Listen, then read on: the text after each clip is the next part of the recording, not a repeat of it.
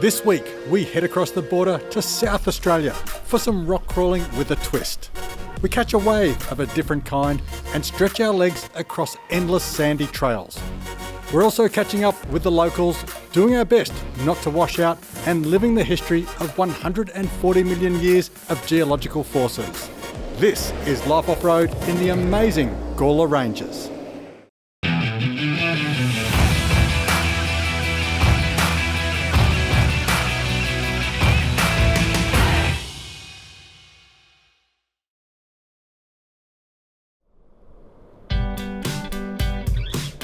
The Gullah Ranges lay along the northern frontier of South Australia's Eyre Peninsula, just beyond the wheat growing belt and around 6 hours northwest of Adelaide. The four-wheel driving isn't extreme, but the landscapes, history and wildlife make it a hotspot for outdoor adventurers. That's another big paddock to work on the right there. Farmer out there in his tractor. Wow. I think these roads are in fairly good condition. It would have been very busy roads, I reckon, a few months ago when they were pulling the crop off just before Christmas. So they would have had nothing but road trains on them. Gawler National Park, you operate on Channel 14 when you enter because it's a one-way system. So basically call ahead and let people know that you're on the track. Everyone's meant to operate on 14 while they're on it. It's just a simple, very narrow track. So it's good to let people know, give them some time to find a nice safe area to pull over and get people past each other safely. Massive salt pans flank the southwestern border of the Gawler Ranges, breaking up the sandy, scrubby terrain and contributing to the stunning diversity of vistas the region is famous for.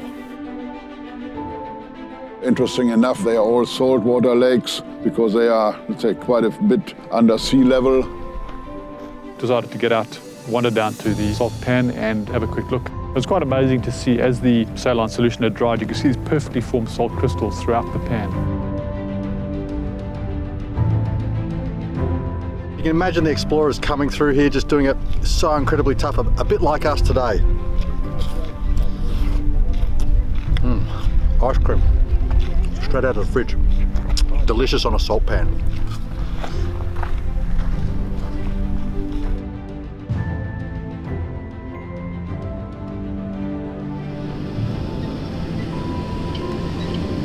Pushing on along Sturt's track, a series of dunes momentarily broke up the flat, flowing sandy trails. And as always, tyre pressures played a critical role.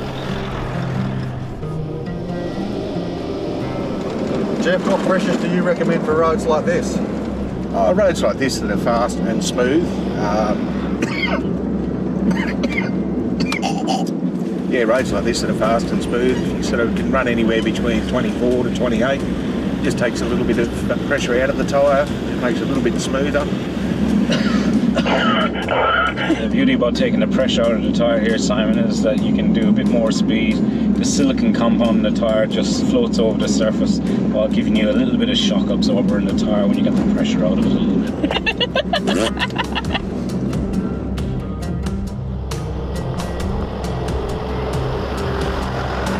Mike, a pretty big contrast. We're still on sandy tracks, but very different to where we've been travelling the last few days. It's almost a bit like the border track. You could almost be forgiven for thinking that you're just about to come out onto Horsham or somewhere. Quite dense, beautiful and sandy, and as South Australia does, it turns it on. Have a look at that sky, there's barely a wisp of a cloud. Grant, very similar to the terrain we were travelling in just southwest of Mildura on one of our recent trips with those big dry lake beds. Yes, Simon, very similar, and what also struck me is there are a lot of mallee around here, which is quite far west of Valley region, and a lot of mallee trees here and very similar vegetation. Yeah, I definitely wasn't expecting this. I was thinking it'd be a lot like Hattakulkine. I was looking for a lot more rockier terrain, but this is very sandy, very mallee.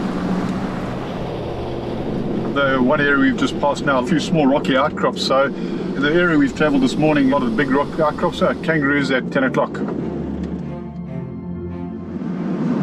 There's dinner.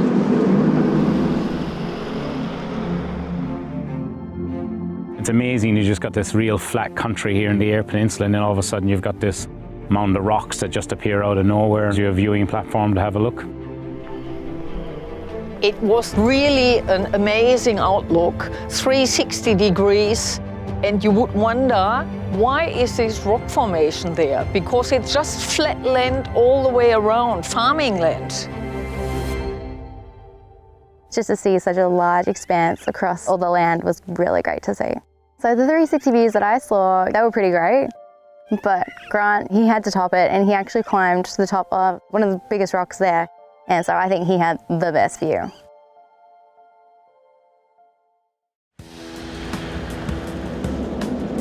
We've just left Chakudu Rock and we're now on our way to Pildappa Rock. Just coming into view, it's just amazing because you've got all this flat agricultural land and you've got this big rock that just sticks out in the middle of nowhere.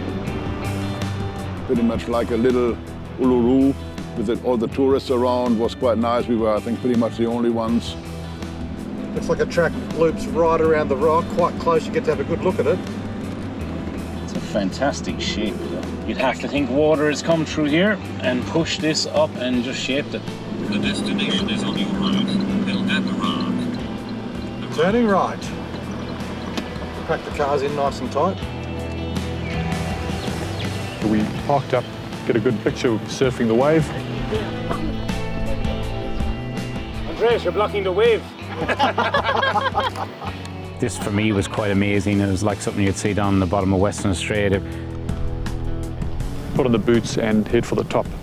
It was unique, very unique. Get to the top to have a look around, and the craters that were up there and how they were formed was amazing. The erosion for millions of years with the waterfalls it would be when it's raining. There were some plants and trees and shrubs that were planted by Aboriginal women back in the day, and that beautiful pungent orange looked like almost a bit like kangaroo paw. Getting this magnificent vista all the way across the plains. Whichever way you look, you're just looking right off into the horizon. A very, very spectacular sight. I could have sat there all afternoon. Leaving the rocks behind for now, we rejoin the convoy as they continue northbound along Sturt's track. Sturt's track is a very straightforward, single-lane sand track. One road, one way. See these beautiful mountains rising up into the distance. A lot of low scrub, long sections of sandy, firm tracks. Very narrow, but a beautiful picture scenery as you make your way over the different rises. When you've got a big canopy like mine and you've got a longer car, you want to make sure that you don't cut the corners too hard because you're going to hit trees and bushes. And it's opening up a little bit on our left, so quite grassy terrain. Quickly opened up and the view was great. We're really out in the outback now. Dust roads, everyone's going to keep their distance so you can actually see. That's just what Australia's known for. That red dirt, wide open spaces and those big blue skies. We wanted to get to the organ pipes before daylight, but we still had to be conscious with the dust. Some nice old timbers through here, relics of bygone eras. As the light was setting, as we were coming in, you could see that real red earthy colour. It was just a reflection of the light up on top of the hills and the mountains around us. Left the open plains, made a beeline for the organ pipes. Getting a bit late, a bit dark, but we got there at a great time. It was a bit of a trek up there. Simon and Grant made it up and they told us it was a really great view. A little disappointed I couldn't make it, but hey, all the more reason to come back again. All beautiful rock wallaby up there. We managed to study all these stone structures, very neatly formed pillars of solid rock. These structures are created by massive geological and volcanic forces. They're forced up in these pillars. You look at the top of it, you can walk on it just down here. We picked up a couple of pieces and when you bang them together, it's got a very, very hollow sound. A really unique rock structure. Really enjoyed it and certainly well worth the walk up there. If you're going to drive this far, go the extra few metres, get up here and have a look at it. And at the top of this gully, we've got a beautiful waterfall as well. But it would be impressive to see that with water coming over it. The sun was getting lower and lower. Time to get back in the vehicles. We then got our way pretty much in the dark and the dust to Pondanna Outstation. It took us quite a while and a few kilometers back and forth. Lots of animals around that you have to be careful of. Heavy crevices, if you weren't watching where you're going, you'd lose a car. An advice to everyone, make sure that you find your night spot, if possible during daylight. Driving in the dark, very difficult with dust. Just pays to be a bit cautious, take your time, no rush when you're out here. We got down here into Pondanna Outstation just on evening time. Absolutely beautiful old homestead that's been renovated and looked after. We've got some beds and I can't wait to put my head down.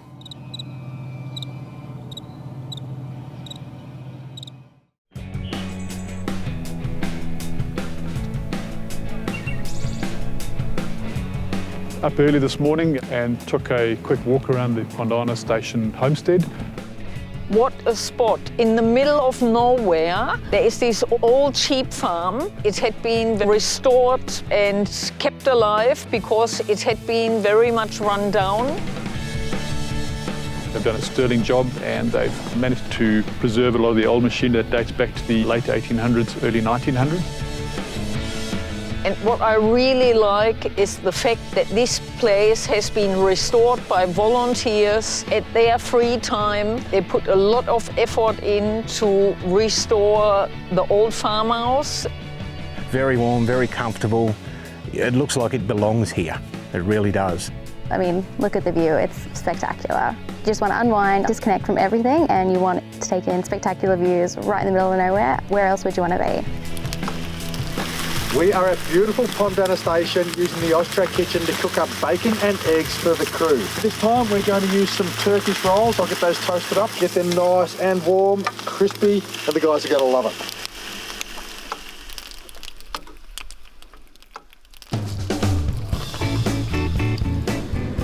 All right, convoys, we work our way through the Gawler Ranges today. We're going from east to west. Our first track will be Conical Hill. I hear there's a fair bit of rock in there, so it should be interesting. A couple of washouts on the way, watch some potholes on the track. Let's have a fun day.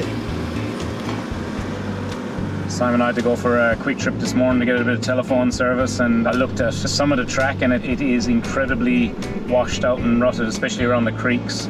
The rest of it's quite graded and smooth in some respects. This bit we're about to hit here, the Colonial track, is exactly that. Looks like a goat just went up it. There's not much four-wheel drive been over it, I'd say. It's pretty rocky, crazy goat country.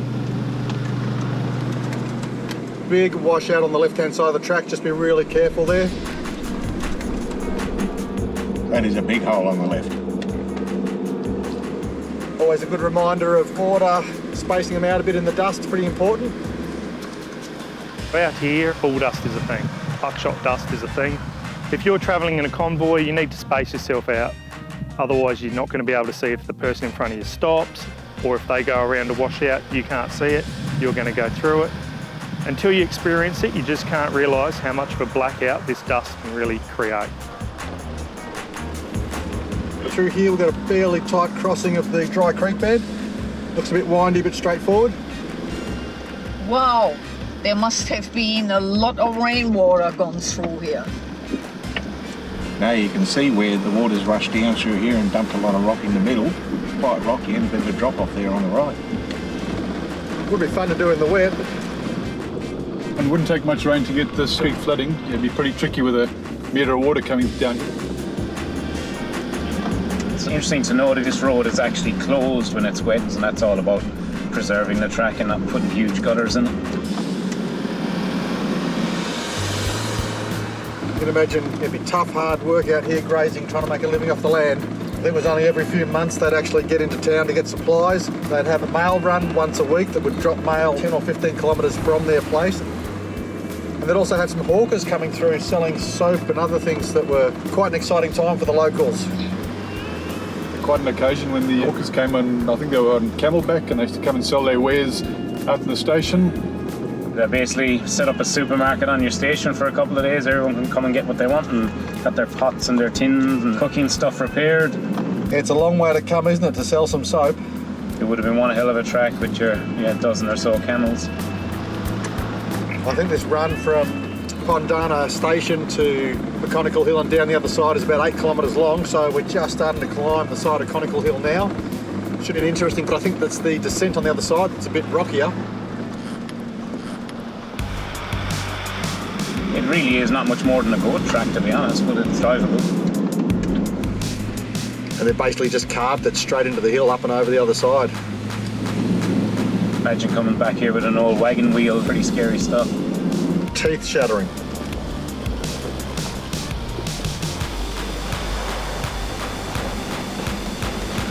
All right, well, there's a lookout here, so let's pull up the cars and we'll go down and take a look.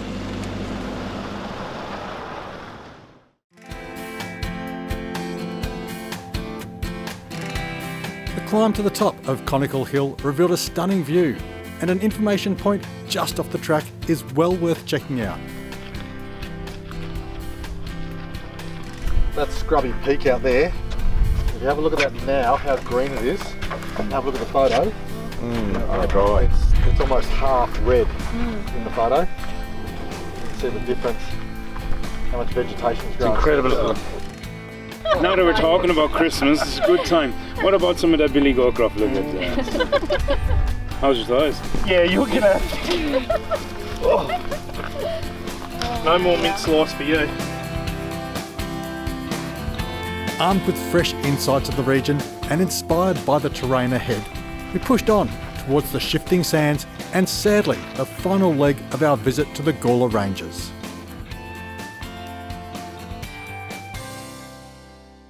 Just taking my time, a few tight corners here coming down over the rocks.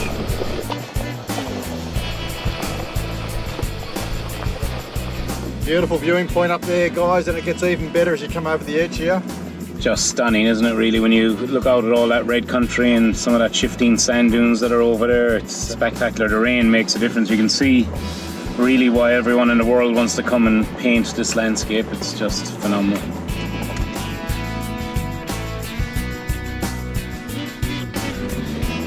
Jeff, even down here, as we open up and break through these trees, just the view's still stunning, isn't it?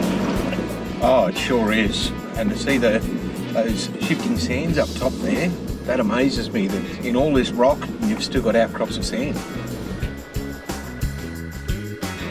This landscape's been here for 140 million years. There's a fair bit of tectonic volcanic activity pushed the land around. There was some big rivers through here that formed these gullies, valleys and gorges, and all that water got pushed out of here when the land basically tilted. That left a lot of salt lakes in that lower region, and also left those shifting sands, they're called. Yeah, when you look at the landscape, you can sort of imagine a prehistoric landscape through here. If this valley was quite full of water, it'd be absolutely magnificent.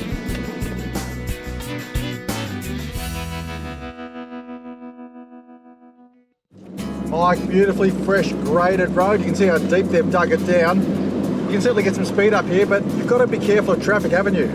Yeah, look, what a lot of people won't realise in a road is this, especially people coming from the city out here, they would think that this road's not used. The reason it's graded is because it gets used. Steve was telling us earlier that trucks use this quite a bit, and especially guys going from grain silo to grain silo, there'll be road trains coming down here. And we've got from hard packed dirt too, soft sand. Yes, it's sort of, I just can't believe the contrasting environments we're getting up here. They're just completely different. No, you're always calling for everyone to have their headlights on. Why is that so important in these conditions? I think one of the greatest reasons to have your headlights on is purely and utterly visibility. So even trucks that are 5, 6, 7 kilometres away, if they're looking down into a valley, they'll see your headlights. Stats say that if you have your headlights on, even in the cities and everywhere, that you're 50% less likely to have an accident.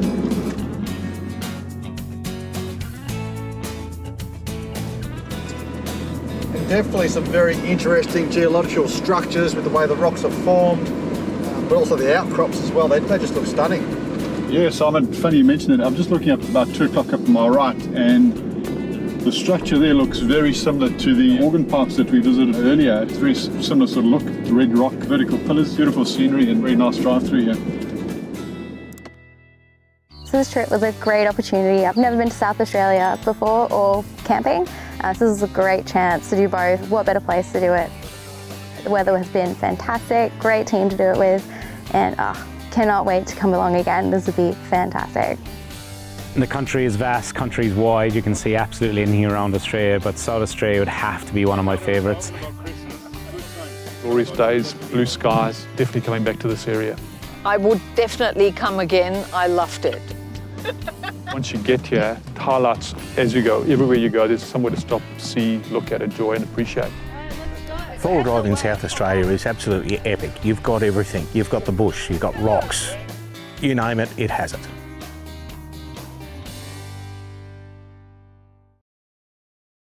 You know what a prairie oyster is? The sheep when they castrate them, they throw them on the fire. Testicles. Good. Oysters. I don't know if you've shown that experience. Thank you very much. It can actually be quite tasty. Yeah. Delicious on a salt pan. Oh God, talk about full balls.